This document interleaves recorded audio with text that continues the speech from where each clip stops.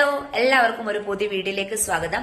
അപ്പോൾ നമ്മൾ ഇനി വയനാടിന് വേണ്ടി അവർക്കൊരു സുരക്ഷിതമായ ഒരു വീട് വെച്ച് നൽകുക എന്നാണ് നമ്മൾ എല്ലാവരുടെയും ലക്ഷ്യം. അവർക്ക് താമസിക്കാൻ ഒരു വീട്.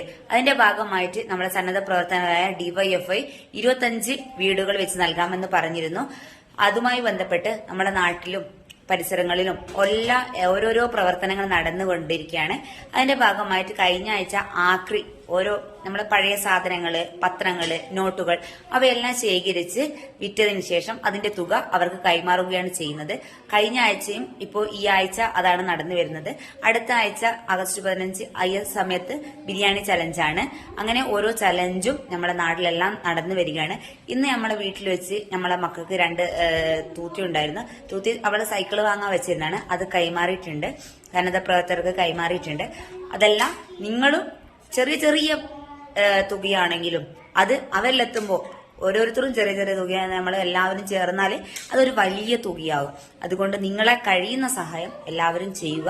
അവർക്ക് വേണ്ടി കൈകോർക്കുക. വയനാട് നമ്മൾ ചേർത്ത് പിടിക്കുക.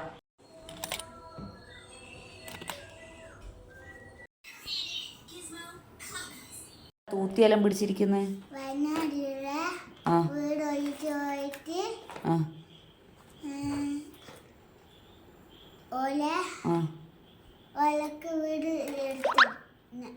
വീട് എടുത്തു കൊടുക്കുവാനാ? ഈ പൈസ ഉണ്ടാ?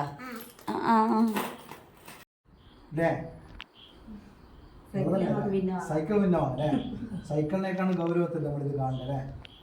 ഇതല്ല ആദ്യം കൊടുക്കുന്ന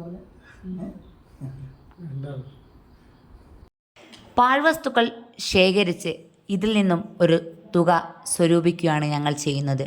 അത് സ്വരൂപിച്ചതിന് ശേഷം ഈ തുക വീട് വയ്ക്കാനായി മാറ്റിവെക്കുന്നു. പുതിയൊരു വീഡിയോ ആയിട്ട് കാണാം. Bye bye.